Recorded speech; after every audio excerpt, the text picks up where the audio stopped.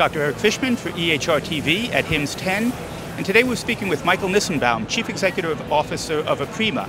And Michael, thank you very much for taking your time today and sitting and chatting with me. I know you've got a lot to say about the industry in general. You've been in it for many, many years in a number of different positions. So maybe let's start by having you tell us about yourself first, and then we'll get to Aprima.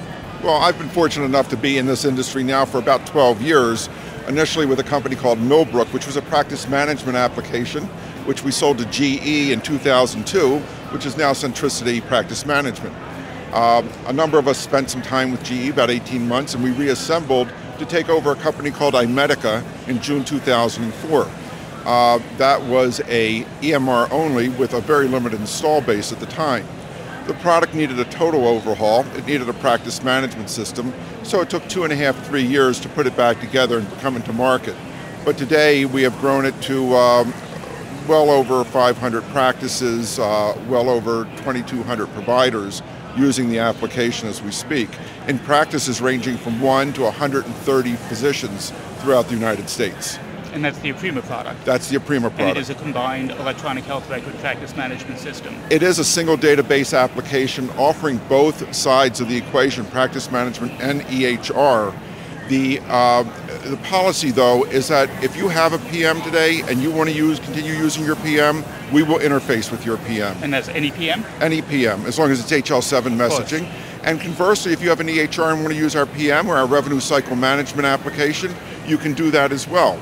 I spoke with Chuck Jaffe yesterday from HL7. He said that essentially every single product on the floor today is HL7. Isn't that wonderful to see after all these years?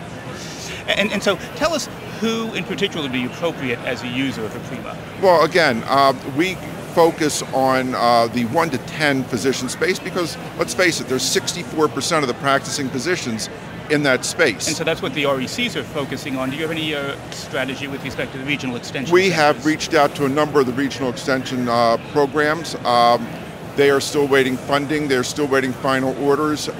When those are forthcoming, they will start going through their RFPs and making the determinations.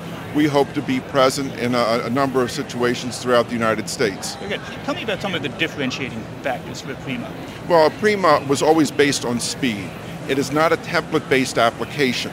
The beauty of this application is in its origins. It was built at Stanford University back in 1998 using 18 physicians to provide a knowledge base of over 900 chief complaints. It's chief complaint driven because patients don't come to you with a diagnosis, they come to you with a complaint. And therefore, attached to these 900 chief complaints, which are easily modifiable and addable at the site, no IT necessary, there are about 400,000 relevant clinical terms. So if I show up with a cough on my full note composer, the first thing that shows up is cough, and then how long have you had it, exacerbating factors, location, all the relevant terms a physician would normally ask. It's into the system and logical for a physician to check through to build the note. Thank you. Michael, you know that I have a particular interest in speech recognition, for instance. Can you tell us how physicians tend to put in the historical data, their history of present illness? What are the options? I imagine there's quite a number of them. Oh, there are quite a number of options to put in the histories and the past histories. First of all, there's a full document generation, document scanning capability, document linking. Does that have OCR? We work with Fujitsu, yeah, but it's not discrete data. Okay. We also have the ability to dictate any history. We have a patient portal. They can add data on any type of history that they want, as well as a kiosk in the front office. So there's numerous ways to get the history into the application. Tell me about the patient portal, because I have a particular interest in that. It shocks me that physicians don't use them as much as they do, as much as they could, because it certainly lowers the cost to a physician. Absolutely. Do you have the data as to how many of your practices are actually actively using patient portals? We have just begun rolling out the patient portal about 6-8 weeks ago. We have about 22 practices on it, and we have a number that are in the queue to be implemented. And we will be approaching all of our practices with this opportunity.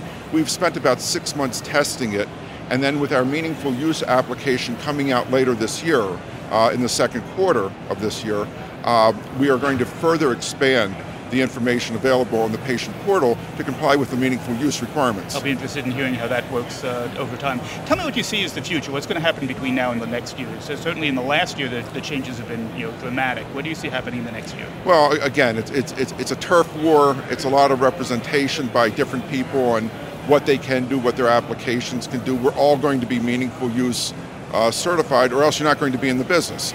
That's going to be a market clearing mechanism where we have 350 EHRs in the market today. Last time we had 80 practices that were CCHIT certified 2008, I recall.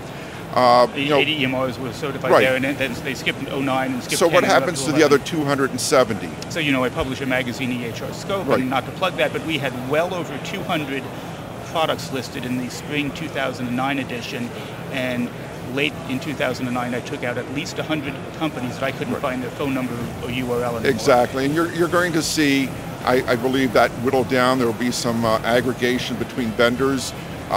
We have no intention of aggregating with anyone else. But you are an expert in that field. Fortunately or unfortunately, yes, with our history with some other companies. But we see a very bright future. We have a tremendous install base, a very good reference base. We do virtually every specialty except for oncology, anesthesiology, and right now we don't do ophthalmology, but we are looking at doing it later this year. Okay. Michael, thank you very much. Eric, good seeing you. It's been a pleasure chatting with you. This is Dr. Eric Fishman for EHR TV. We've been speaking with Michael Nissenbaum, Chief Executive Officer of Aprima. Thank you.